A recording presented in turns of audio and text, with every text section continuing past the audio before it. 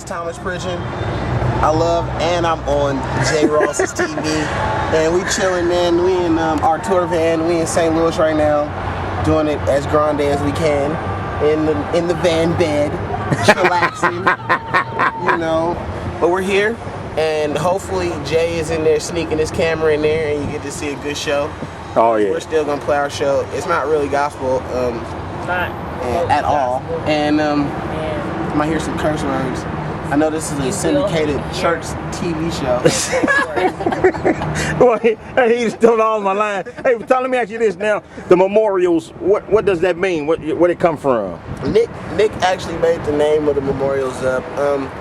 A memorial is just like, you know, it's basically a... He's saying that every moment in life is a memorial. Yeah, every song is a memorial. Everybody is a memorial to something. Something, you know? like, you know, and every day, every time you have, you know, is a memorial of the time when you, like, you take time to, you know, to figure out what it is. It's a memorial to the time, and we're here just to be memorials, you know, of when music was good and people didn't use like MPCs to like run their whole show and have 60 backing tracks on there, and we actually play real music.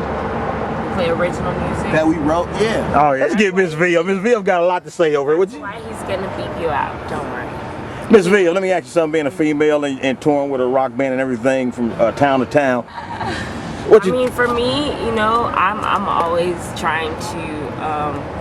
You know, I'm always trying to have fun with everybody. I know that sometimes I have to be a little serious and you know, tell people, you know, where I draw the line in terms of out-of-pocket behavior. But really, you know, everybody is mostly respectful, and we have a good time. We get into trouble apart together, whatever. We have fun. We always get back to each other. But getting back to you, T, let me ask you this. A lot of people want to know about your drumming skills. You know, how did you develop yourself and get to where you are now? I just like practiced a lot and like.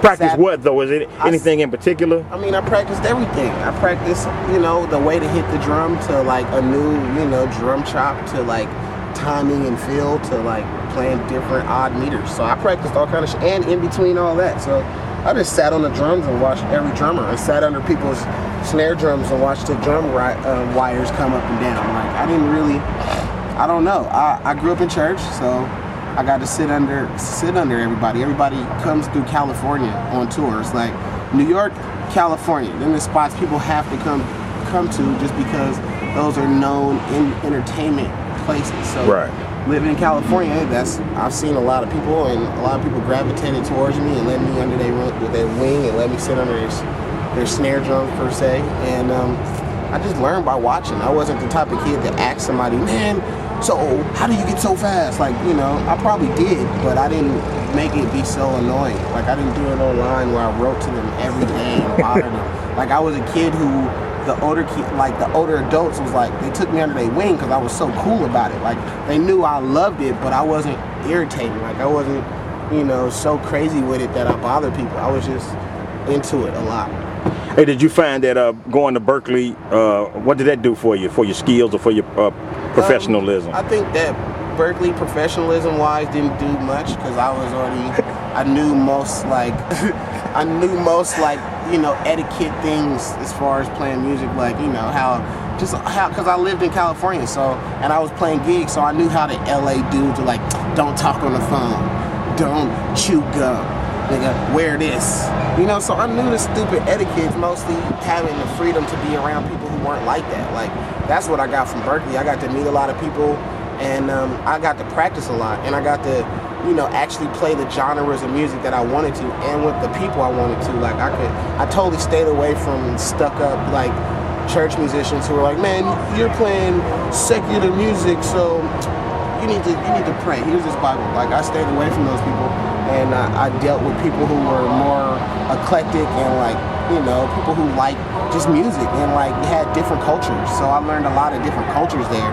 And same with high school. Like, I learned a lot about culture and a lot about other people just being in Berkeley, California, and living around the Bay Area. So I don't know. I think that's what I took from it. I also like I practiced with some good drummers. This one dude named I can't think of his guy's name. Calvin Rogers? No, Calvin Rogers was totally not Berkeley's thing either. No, this dude Pete. He's like this little white kid who was like the dopest little Vinny Colaiuta. he was like ripping Vinny, like, and like just to get to watch him and play with him every day. He get to watch me and start doing my licks, and he played traditional grip. So I got to kick with him, and I studied with Kingwood Denard and Francisco Mayla, and just being around Berkeley, it was like being in California where I got to see, other than the weather, I got to see a lot of musicians come through there. So that's what I got out of it. But I don't like when people get in magazines and totally call themselves gospel drummers when they play for Beyonce. It's like retarded, like, because it's people who sit there like, you know, the Joel Smiths are the Calvin Rogers, are the what's the name that's playing Bobby Jones forever. Like, you know, the dudes who do it, like they do it. Like Kevin Bronson's the dude who grew up and played on 10 records. Like, I have a problem with you not mentioning the Cheryl Harpers and all, like, you know, the Dana Davises, the people who actually played solos on gospel records before gospel was on a CD, when it was just tapes and you go to the tape store and you can buy it. Lane Tower is at the tape store, the only store that sells gospel. Like, you know, that's what I grew up in, looking at those tapes that my grandmother had. I wasn't there. I was there, but I wasn't the Ty Tribbett generation. Like, I was the generation of the cats who were doing it before that. So I see it in a level where it's like hard for me to call myself a gospel drummer when I don't talk about Butch Galloway, who played with James Cleveland, who's, you know, to me it's just like I have a problem seeing that in modern drummer. People talking about one record they played, you know what I'm saying, which is like, these people had deals with Malaco and Savoy. They weren't just people who played on one record. John McKee used to let me sit in on his gigs. I used to come, Coon would play. I used to love Coon. That's when Liddell wasn't playing with him. Like, talk about the Liddells. You know what I'm saying? Liddell was playing with him, and then Coon took over the gig, and John would let me sit in, and if I did something cool that he liked, he'd give me $100. Like, he was like super cool like that. He probably still is. I haven't seen him in a long time.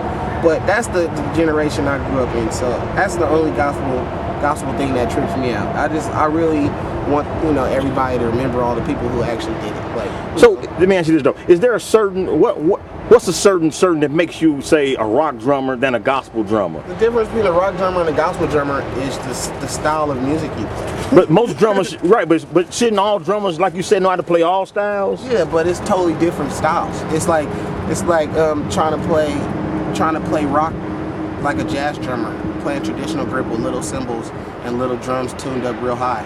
It's like a totally different feel from, you know, playing like maybe blast beat. Yeah, playing blast beat and playing shout. It's totally, even though it sounds similar, it's totally different stylistically. Even when you like play rock with little drums, like if it's not like metal and rock are two different things. Metal is little drums, tight sounds, you know, super fast bass drums. Like, that's metal.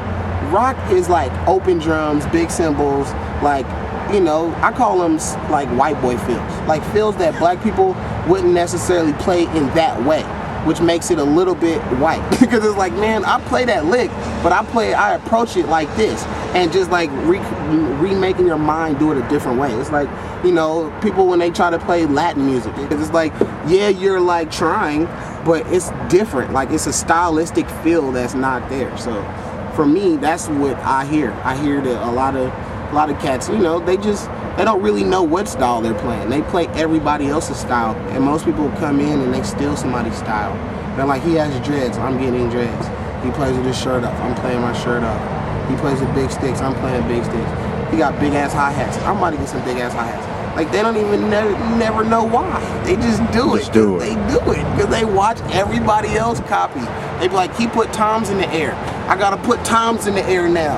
This fool just did this. Like, you know, he got a frohawk. You know what I'm saying? And it's just like originality. I think that's lacking in a lot of things, not just drumming or per se gospel drumming, but just like a lot of people are just not original. I think that's what makes musicians, like, you know, that you like cool. Like Jimmy, he was completely original. Like, even though he had, you know, stuff of like, you know, Ernie Isley and like older, like James Brown, like he had that style. He still like wore that stuff and wore what he did in a different way. He didn't do it like Bootsy. Like even though they were in the same place in the same timing, they totally have a different style. And that's what it's about. It's about having style. Like me and Ronald, we have a different style. That's what makes it cool. That's why if we can play on the same show, it will be fun for people to watch. Right. Because it's not the exact same style versus everybody else, you know, copying the exact same thing and being hella boring. And that's what it is, man. For me, I watched so many drummers being like young that I could tell the style. Like I could go and be like, oh, this is Vinny's style. This is Dave Weckl style. This is Tony style. This is Buddy Rich half-ass style because I can't play like Buddy Rich. Or this is Dennis Chambers. I can't play like Dennis. But you know, just to be able to know that the difference between their style, where if you listen to a record, you're like, man, I can hear the difference. Man, when you play to an MPC every day, how the hell does anybody know the difference in your style at all? Everybody sound exactly the same. They all do. So that's, I don't know, that's what, for me, that's what I've been trying to stay away from. Is sounding like anybody else. Musically, the music, the way our band sounds, and just drumming wise, is being original. All right, y'all. That's Thomas P. Y'all in town in St. Louis with the memorials. I'm getting bleeped. I'm getting bleeped.